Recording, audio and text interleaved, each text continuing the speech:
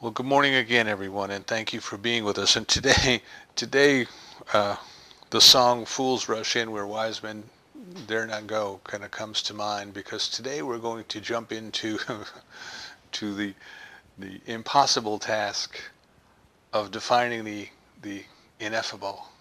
What is love? What is love? And I think it's important to do this. Just as every January, it's important for us to go back and ask ourselves, what is God? What is this thing called God? Right? And you remember last week I was talking about the mystic who said that the word God is nothing more than a pointer that shows us a direction in which to move. That God is not the word, and as they say in the East, neti neti, not this, not that. And in China, the Tao that can be named is not the real Tao. All right? These things are all just way showers. They're just pointing us to the something that is beyond words, beyond ideas, beyond thoughts, but from which all of these things come. And it helps us to stop and think about, what do we mean by love? What is our definition of love? And our definition of love probably changes as we go through life. The definition of love that we hold now is not the same definition we had when we were children or teenagers or young adults. Our definition of love changes as our consciousness grows. When we move through the levels of consciousness, we also move through the definitions of love. And it's important to do this because love is such a commonly used word in our lives. Not only in our secular lives, in the things that we do every day, but in our spiritual lives. We're told that God is love. Right? And if you know not love, you know not God. So what is this thing love? Do we really know it? Right? If we don't know it, we don't know God. What is this thing called God? And all of these things kind of come around in a circle. It becomes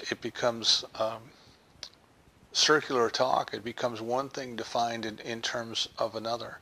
And if you go to the dictionary and you try to look up the definition of love, well, you try to look up the definition of most any word, but particularly if you look up the definition of love, it goes in a circle, and it talks about love as being an attraction, a liking, and a fondness. And if you go and you look up liking, it says that liking is a fondness. And if you go and you look up fondness, it says that fondness is a liking.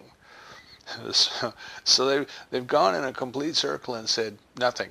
Right? Said nothing, because if you don't know what love is, or your own idea at least of what love is before you go look it up, you're not going to figure it out from the dictionary.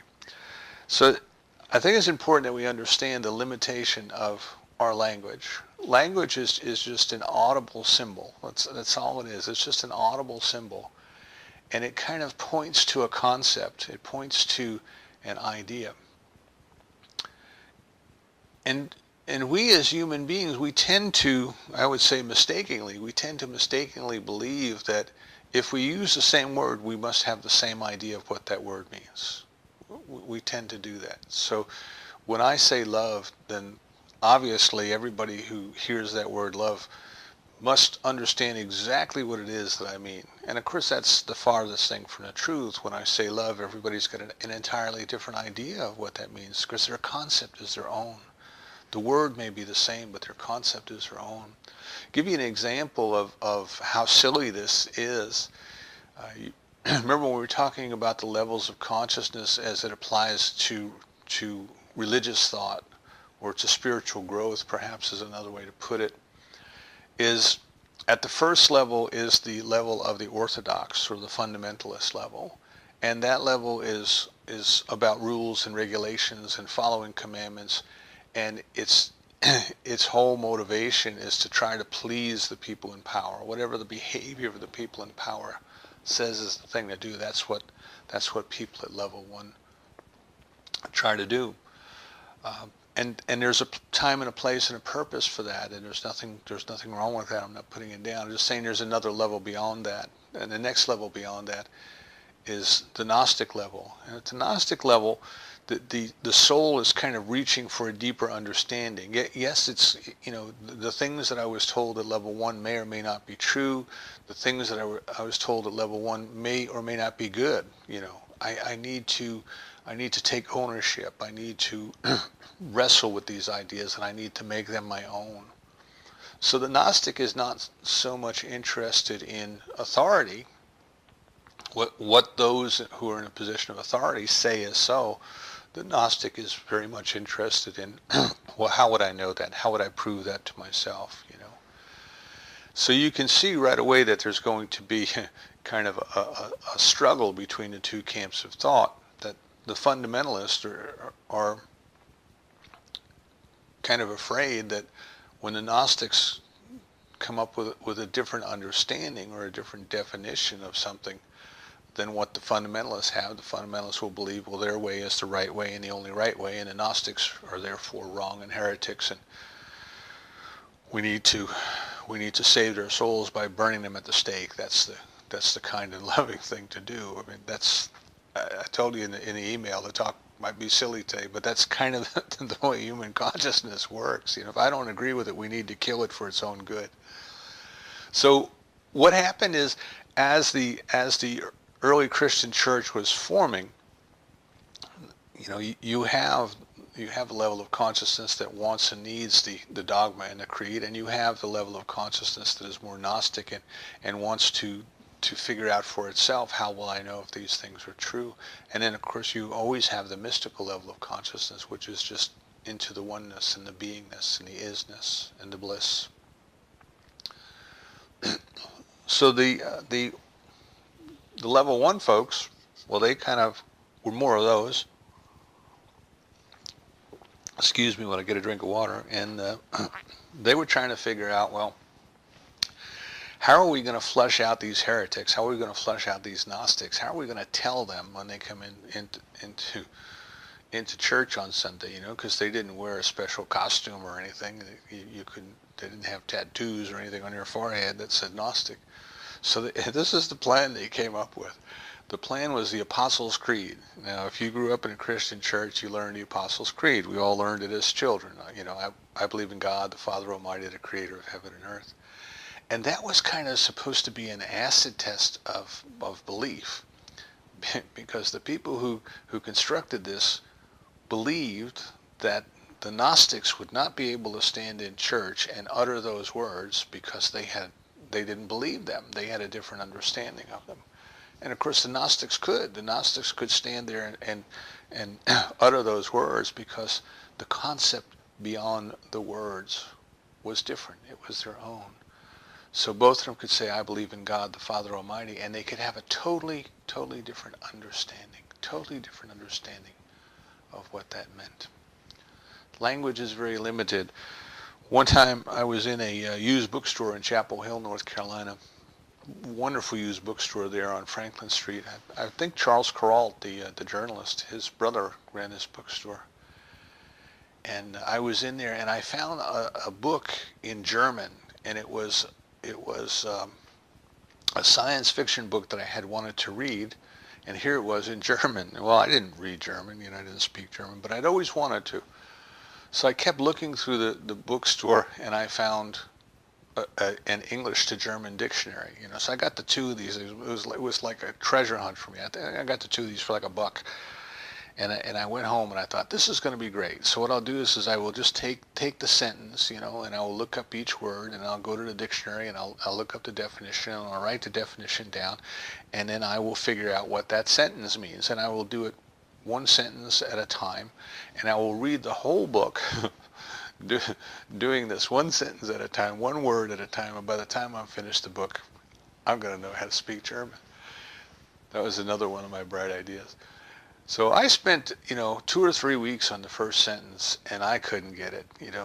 Every time I would look up a word, and each word had several meanings, and I would try to take those. It was like playing Mad Libs. I would try to take the definition of the word and stick it in there and read the sentence and see if it made any sense. And it was completely gibberish. No matter what I did, it was completely gibberish. I finally gave up, and I took the book to somebody who actually could read German, and I handed it to him, and I said, just the first sentence, just tell me the first sentence. I cannot figure this out for the life of me. And they read the first sentence of the book, and they told me what it meant. And I was flabbergasted. I said, how in the world did you get that meaning out of this sentence? Because this word means this and that word means that, and you mentioned a word that I don't even know. And they laughed at me and they said, well, you can't understand it until you get the context. You have to kind of look all around and see what else is going on. And then sort of a context of what is happening takes shape. And it is reading those words within that context that allows you to extrapolate what they mean. You can't just look at the word without understanding the context. And of course, this happens to us all the time, particularly in translating ancient languages. When Lori and I were going to ministerial school and we were learning the languages of the Bible, we were studying ancient Aramaic, which is what many scholars believe is the language that Jesus spoke. And then it was translated into Greek and then later Latin. Now, some scholars will say the Bible was originally written in Greek. But if you read the version of the Bible now, there are still Aramaic words in there that couldn't be translated. They didn't know what they meant, so they just kind of carried them over as they were, which to me kind of indicates that you have to go back to the Aramaic to gain an understanding. And the Aramaic language only had 4,000 words at that time, and they didn't have vowels. They only had consonants, and they would place little marks above or below the consonants around the consonants, and it was from those that you had to figure out what the vowel sounds might be. And then because each word had multiple meanings, there's only 4,000 words, but think of all the concepts that we have in our minds. Each word had so many different concepts that if you didn't understand the context of what was going on, you couldn't possibly understand. As an English-speaking person in the 20th century, you could not go back and understand the Aramaic mind of 2,000 years ago without somebody to help you along the way, without somebody to instruct you along the way. So all of this is by way of explaining a couple of things. Excuse me. This idea of love, we're coming up on Valentine's Day, a holiday that is just absolutely dedicated to love. We're going to sell more candy and flowers and champagne and things like that, greeting cards next week than any other time of the year that are specifically dedicated to love. So at the human level, love is a very, very important thing. We sing about it. Probably, if you listen to music, listen to the pop music, rock and roll stations and things like that, or even the pop music of today, I would say there are more songs that are written about love than any other topic. More poetry, more drama is written about love. There's more love stories than perhaps anything else. Though in our culture, I think violence and war is right up there, which is interesting because that is kind of an opposite of love. So love plays a very important part in our everyday lives. And then when it comes to our spiritual growth, we are told that love plays an even more important role. Because if you don't know love, you don't know God. And is this the same love that we're talking about at the spiritual level that we're talking about at the secular level? Is there only one love that expresses itself in many different ways, or are there many different loves? And when people talk about love, are they really talking about love, or are they talking about desire, or are they talking about something else? But what about me? What about me? What about you? When you talk about love, what do you really mean? See, what is this thing called love? And when Lori and I were teaching in Wilmington, we had a student who would come to class, and whenever the topic of love came up, he would say, but what is it? But what is it? Can you define it? Can you define love? And we would do the best we could. Dr. Holmes in the textbook tells us a couple things. The first is he tells us that love is the creative impulse of the universe. He tells us that love is the self-givingness of spirit through the creative process. And that sounds good, but what does that mean? Can we even get our mind around that? So love is the self-givingness of the spirit through the creative process. So when I say that I love someone, how does that relate to this definition, you know? And then Dr. Holmes goes on to say, but love is undefinable. Love knows love, but we can't define love. And I think then we're kind of stepping into what is probably more the experience that we have. Love knows love, but love can't define love. Right? Nothing can define love. You can know it, but you can't define it. It is ineffable. It is like we talked a couple weeks ago about the mystical experience. It is there. People have them, but they can't describe them because they are beyond words. Something that can only be known through experience, can't be known or communicated through language. So we have to understand that our language is extremely limited when it comes to expressing things that can only be known by experience. I can't remember who said it, but I saw a quote not too long ago. It might have been Sri Aurobindo, said that we waste too much time trying to describe with the intellect those things which can only be known by experience. We waste too much time trying to describe with the intellect those things that can only be known by experience. So we have kind of this paradox, this thing called love is important to all of us. It's important in our everyday lives. It is important in our spiritual lives. And yet each and every one of us has a different concept of it, a different idea of it. And if it is going to help us grow on the spiritual path, perhaps we need to come to some type of an understanding of our own definition, of other definitions, and we need to start thinking about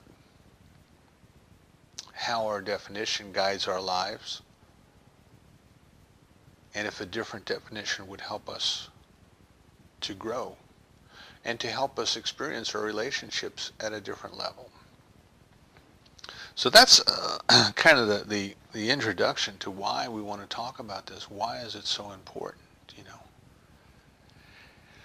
And when we go looking for definitions, what we find in the great books of the world, if we go into the great books of the world and we start to look for definitions, we really don't get very many definitions. We get a lot of descriptions, right? We get a lot of descriptions, but we don't get a lot of definitions. And by descriptions, I mean they say, well, love is like this. Love is like this. Love is an attraction. Love is an attraction between people that is like the iron to the magnet. You know, this is William James talking about that, the father of American philosophy. Well, that gives us a visual. You know, we all can understand that if you take a magnet and you dip it down into some iron filings, you know, that they will stick to the magnet, right? We've all done that as kids. Remember those little cardboard things we had? It had a face drawn on it, and it had plastic over it, and there was iron filings in there, and you used to use the magnet to pick up the iron filings, and you would put hair on this person's face, and you would put eyebrows on there and all kinds of silly things. We understand the attraction of the magnet and the iron filings. But is that love? You know, is that love, or is that just a description of love? Is that just telling us, well, there's this attraction? And even James goes on to say, but you know, if you put two people in love on either side of the wall, they're not going to be stuck to it like the iron filings are going to stick to one side of a card when you put the magnet on the other. But nevertheless, he was describing love as an attraction, And a lot of the definitions tell us that love is an attraction. A strong attraction, an emotional attraction, an attraction. Kind of a force that draws two things together. And you say, well, that's okay, you know, but is that love, or is that just kind of one of the ways that love works, so one of the ways that love expresses itself? It's kind of like gravity, you know. We talked about gravity a week or so ago. Gravity is an attraction. Things are attracted to each other. Newton gave it to us mathematically, you know, by the square equal to the mass and the square of the distance. or the square root of the distance. But that didn't tell us what gravity is. It just gave us a mathematical formula to kind of replicate how it works. And scientists have been looking for an explanation of how. Science can tell us how. That's what science does. Science looks at things and tells us how they work. But the why they work is kind of speculation, and that falls into the realm of philosophy. The philosophers spend more time thinking about why things work than how they work. And science is kind of looking into gravity and how gravity works. And I remember when I was a kid, you know, they thought they were going to find this particle called a graviton. You know, protons, neutrons, electrons, and gravitons. And somehow there was these things called gravitons that existed and everything that mutually attracted things together. And then, of course, Einstein says, no, you know, there's not going to find that, because gravity is basically an illusion. That gravity is things that are just falling towards each other because space-time is curved. And I got to tell you, I think I've told you before, I don't have a clue how to figure that one out, because I can never figure out what makes them fall. If it's not gravity that's making them fall, if gravity is what we call the fact that they're falling towards each other, what started them falling in the first place? You know, how did they do that? Maybe someday before I die I'll figure that out. I sure don't now. I sure don't understand it. And my point is just simply this. We know that gravity is. We can describe somewhat that it's a force of attraction, but we have no idea how it works. We have no idea why it works. It is just there. It is just there. See, and love is like that. Love is a force in our lives that is there, and we recognize it. I've worked with people from all over the world in my career, and everybody has an idea of what love is. Now, it may be a different idea than the other people have, but they all have this idea of love. They all have this idea of love.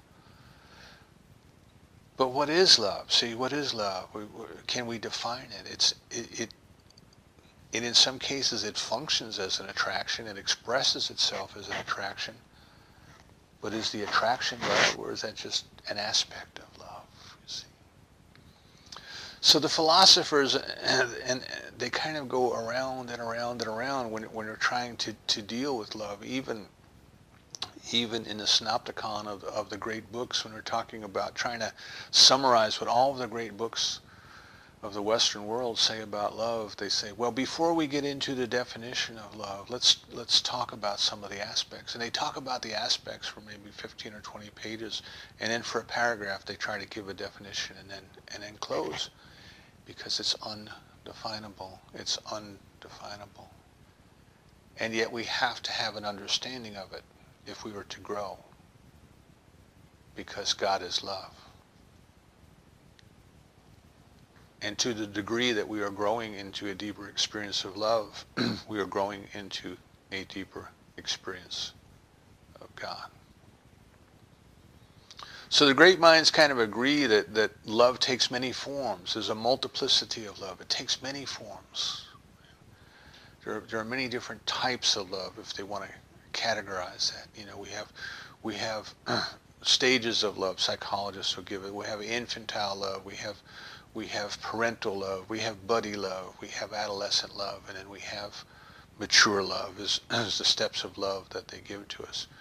We know in our lives that you have, you know, the love that you have for your spouse, the love that you have for your family, the love that you have for your pets. You know, we even say we love food in our society. I love butter pecan ice cream with chocolate syrup.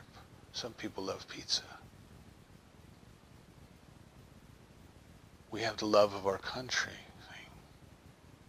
What are all these different kinds of love? Are they the same, or are they different? And I think they're different. I think they're different. We want to kind of tear those apart a little bit, and we want to get into the definition of love that I'm going to offer today for our consideration. So to tell us that love is different. There's a multiplicity of love, but yet love is common in that everybody believes that they understand it. They can relate to it. You know, We can read classic literature from thousands of years ago, and it talks about the great love of the main characters, and we'll nod our head and we'll kind of come to an understanding of just how much in love they were. You know, there's just something within us, right?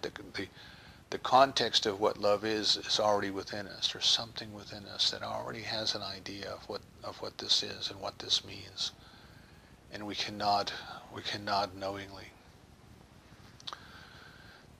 This thing called love also seems to be very closely related to anger and to hate. It seems to be the opposite of it, you know.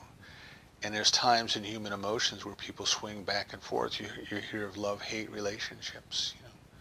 There's a deep passion, and perhaps in this description, love is probably more closely identified with passion. A strong emotional feeling is what I mean by passion.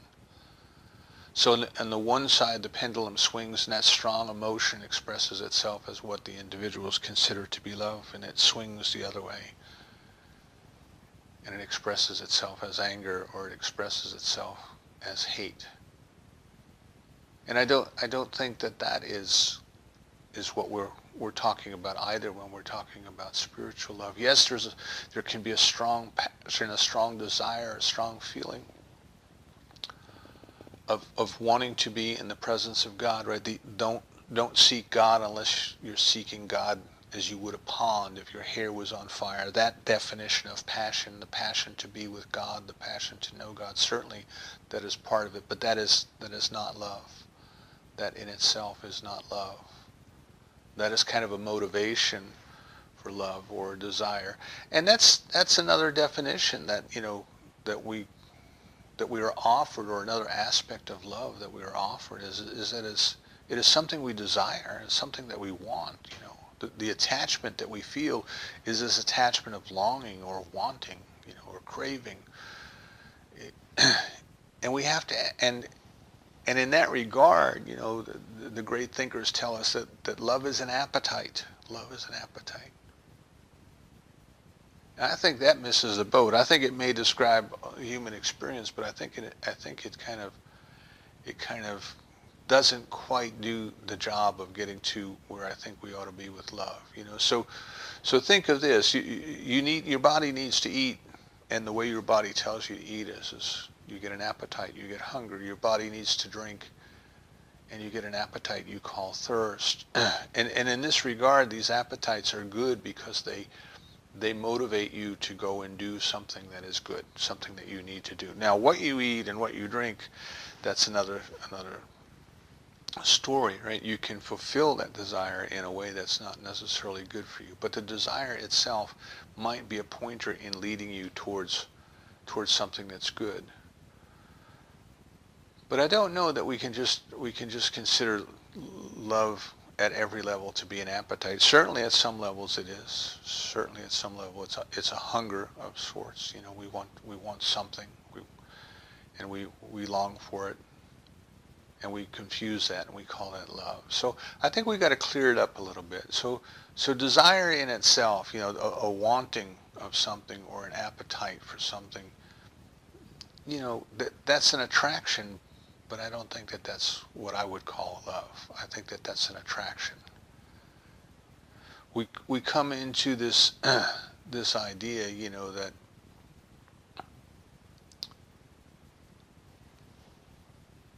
love is a strong emotional feeling, and that's a part of it too, right? But I don't think that that's all that it is. We have strong emotional feelings about other things. So what are we getting to when we're trying to get to this thing called love? And again, it's hard, you know. I told you in the email, it's fun to try to define that which can't be defined. What is it? See, what is it? You know, the theologians tell us it's the very impulse of the universe. Dr. Holmes reiterates that the creative process expressing itself. That is what he calls love, and that's different than desire, and that's different than an appetite. See, there's almost Aristotle gave us this idea of the soulmate. You know, that when human beings were created, we had 4 arms and 4 legs, and something split us in two, And since that time, we've been seeking for that soulmate to kind of put ourselves back together into wholeness. Another definition of love at that level is one soul in two bodies, one soul functioning in two bodies. It's getting a little bit more into a kind of a spiritual definition of love, but it is also a needy definition of love. You know, I need someone else to be complete. I am incomplete as I am, and I need someone else to be complete. So I'm searching the universe for my soulmate so that I can find that missing piece. You see, the idea, the premise that we start with then is that there's something missing. There's an incompleteness that has to be filled. So I'm out searching out there in the world for someone to make me feel complete. And I would say that it's different than, it's somewhat different than desire, but it's still a desire, and it's still a desire looking for something out there. So this brings us to the definition of love that we start to get into, that we get from Spinoza. Now this is interesting to me because Spinoza was a great mystic, and I just have this one quote on love, so I don't have the context in which he gave it. But the definition that they gave by Spinoza was that love is the experience of joy that carries with it the attachment of an external cause. The experience of joy that carries with it the attachment of an external cause. And I had to stop when I read that, and I said, Now, at the human level, at the level of human experience, I see how that works. At the level of human experience, I see how that works. When people say they love food, they love their pets, they love their friends, they love all these other things. In many cases, I think that Spinoza's definition hits the nail on the head.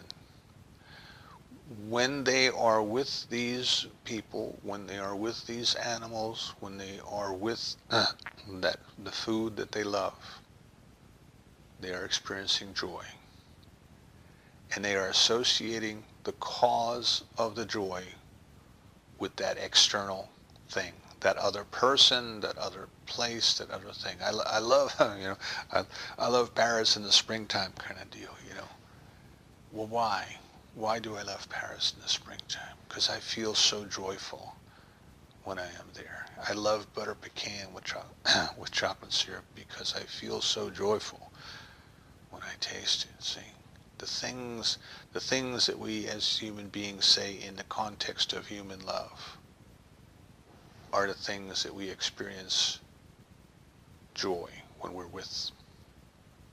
And that is what we equate to be love, I believe. And I invite you to take that and roll it around and see if you consider, do you agree or not? It is not so much a matter of I want you to agree as I want you to come to your own definition, your own decision. How does that definition sit for you? Spinoza's definition of love. Love is the experience of joy that carries with it the attachment of something external.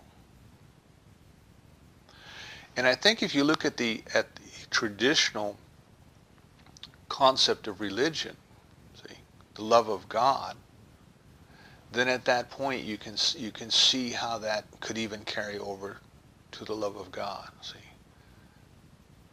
that God is somehow outside of me. God is somehow out there somewhere. God is up in heaven somewhere. God is somewhere away from me. But in those glimpses, in those moments that I experience the presence of God, I experience joy.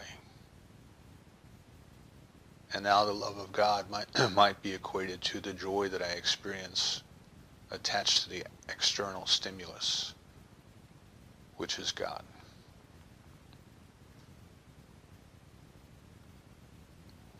But I'm still not satisfied with that definition. See, God is love. And I don't know that that definition of experiencing God as joy and considering it to be an outside stimulus, I don't know that that completely addresses all of the other things that we're told about love. That love casts out fear. That love is the creative impulse of the universe. Perhaps. Why would God create? See. Now we're getting into a deeper question. Why would God create? If love is the creative impulse of the universe, then love would be God's motivation for creating. And why would God create? See, God is already experiencing God. God already is God. God is the isness and the amness and the suchness. And there's one more definition. There's one more definition of love that that I got maybe 5, 6 years ago. And when I came to it, I kind of went, aha, aha. I think, at least for now, I think that this definition of love is the one that makes the most sense to me at the spiritual level. Yes, I can understand at the human level that we as human beings say we love those things that bring us joy or allow us to experience joy when we're in their presence. But to me, that's still lacking at the spiritual level. And the one that I got from reading one of Osho's books, and I don't know which one it is. And he said, love is the experience of unity. It is the experience of oneness. And suddenly, when I look in the dictionary and it talks of love in terms of liking, and you say, well, what is the definition of like? And I realize that liking and like have two different definitions, but they're from the same root. And the definition of like is things that are similar. Things that are similar. This is like this is like that. Two things are kindred, they are alike.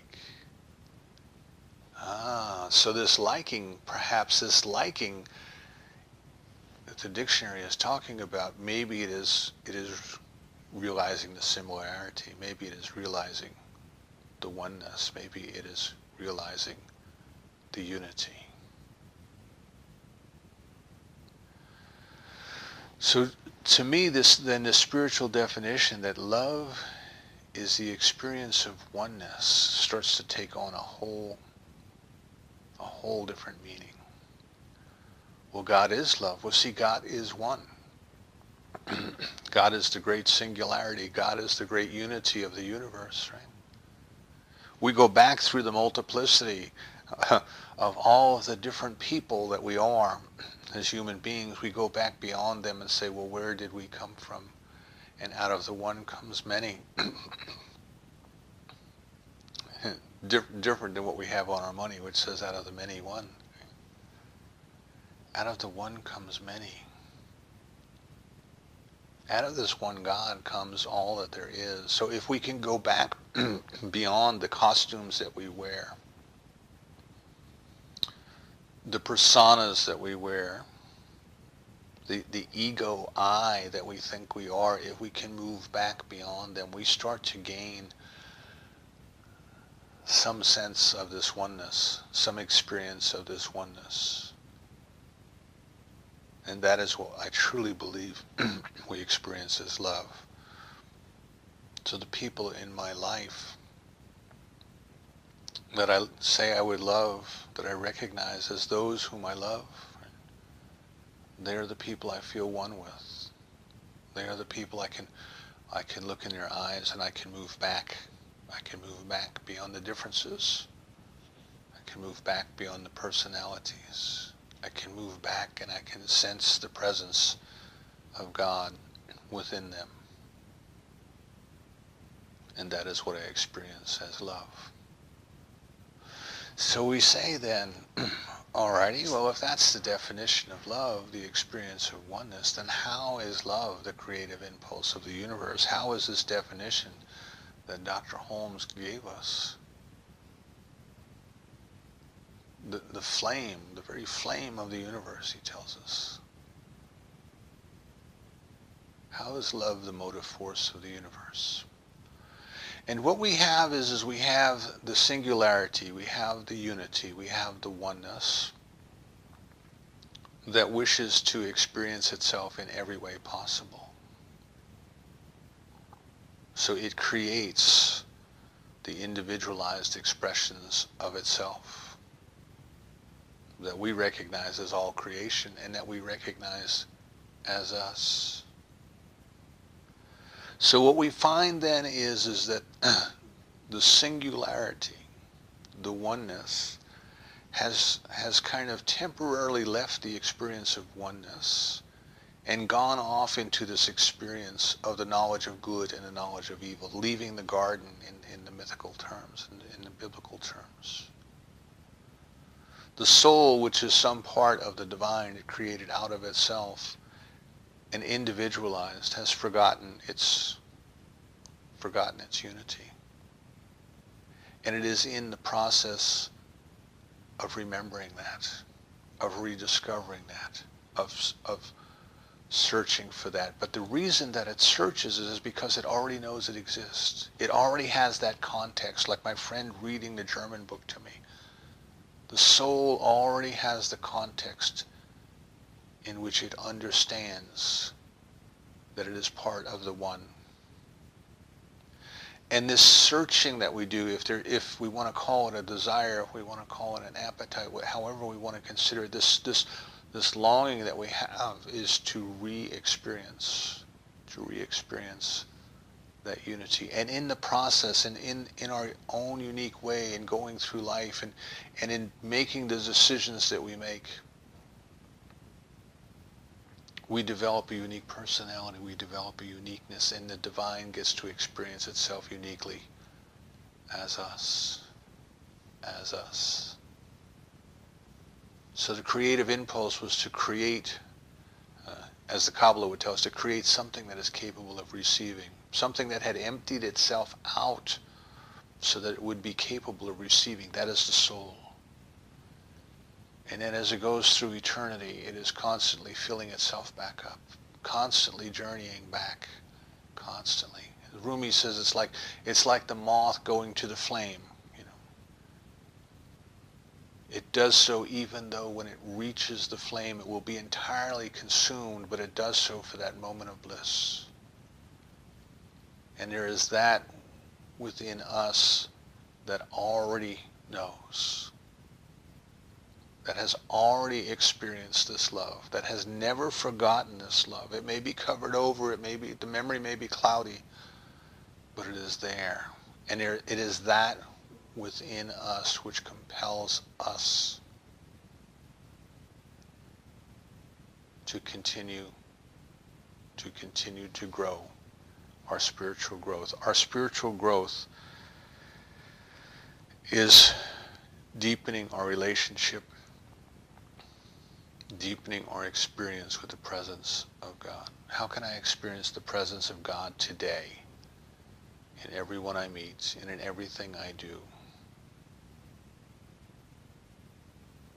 How can I feel that love? How can I recognize each and every human being I meet today as a unique and wonderful expression of God? Not an enemy to be feared, not someone to hate, but a unique, individualized expression of God who is doing the best that he or she can at this moment in time in trying to make that discovery. So what it comes down to me is that this definition of human love is not what the theologians are talking about, and it is not what Dr. Holmes is talking about. But the definition of spiritual love covers everything else. You see, if we have that and then we work our way back, we can see everything else that really what we're trying to do with everything that we're trying to do is somehow we're trying to discover God. We're trying to discover that joy of experiencing God in everything we do. But in our mistaken beliefs, we think of it as an external. We try to go outside of ourselves and get, as Michael Beckwith calls it, get fulfillment. We try to go outside of ourselves and bring something to us that is going to make us feel fulfilled. And what we have to do is we have to let go of the ego, I's idea, and we have to recognize that it is the I am itself that is expressing itself through us and as us. It is fulfilling itself as us to the degree that we consciously cooperate with it. So rather than going out there to try to find something out there to bring here that's going to make us feel better, to experience joy,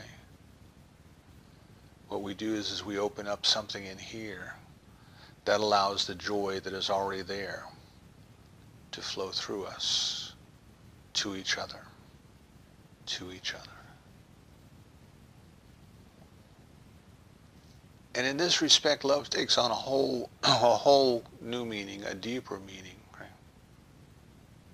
A sacred meaning. Because God loves you by means of me and loves me by means of you. And when I hug my beloved, it is the love of God hugging me back. And everyone I meet is sacred. Everyone I meet is some part of the whole, the singularity. And if through my ignorance, through my opinions, through my perceptions, through my biases, if I have chosen consciously or unconsciously to separate myself from another or another group, I have cut myself off from God in some way. So you see now how if you know God, you know love, and if you know love, you can't know fear. Because if God is all there is, what is there to fear? So what do we do when our language fails us? You know, what do we do when the words just get in the way? They just can't say it, right? Because the words are a symbol to a concept, and the concepts are all different, and yet they're similar enough that we can look at each other and say, ah, love, yes. As if we truly understood one another, yes. And what we do at those times is we turn to poetry. We turn to the metaphor. We listen to Rumi tell us about the lovers at sunrise. The poem is about two lovers who awaken at sunrise. And one says to the other, who do you love more, me or you? And the other picks a ruby up off the ground and holds it up to the sun and says, I am like this ruby held up to the sun. You can't tell where the sun ends and the ruby begins. You can't tell where you end and I begin. We are one. And of course that is a description of our relationship with God. The very life within us. We are the ruby held up to the sunlight. But it is the very life and love of God that animates us. So I would like to close today with something I found on the internet this morning. And it comes from something I think we're all familiar with. And that is Khalil Gibran's the prophet, excuse me. And this is in the chapter on love.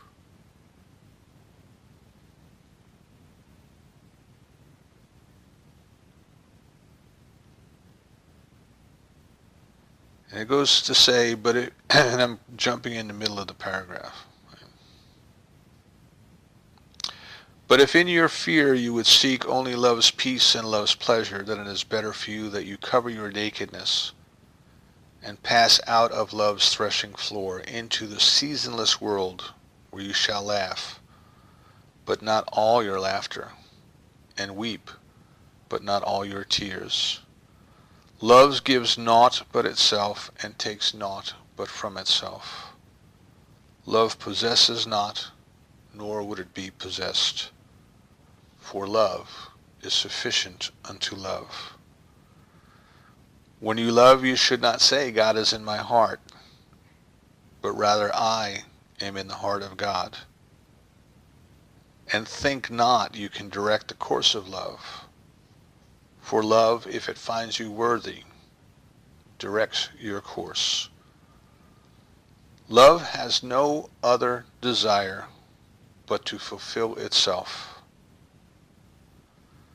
But if you love and must needs have desires, let these be your desires. To melt and be like a running brook that sings its melody to the night. To know the pain of too much tenderness. To be wounded by your own understanding of love. And to bleed willingly and joyfully. To wake at dawn with a winged heart and give thanks for another day of loving. To rest at the noon hour and meditate love's ecstasy. To return home at eventide with gratitude. And then to sleep with a prayer for the beloved in your heart and a song of praise upon your lips. Divine love has created each and every one of us out of itself. We have undergone a temporary condition of separation, of leaving the garden, so that we could develop as unique individual beings. We are each and every one in the process of rediscovering that perfect love that has sent us here. And as we go through this month of love, as we approach our Valentine's Day holiday, I invite you to wrestle with your own definition of love. See if the things we talked about today work for you or not. And see if you can find a way to let love be the guide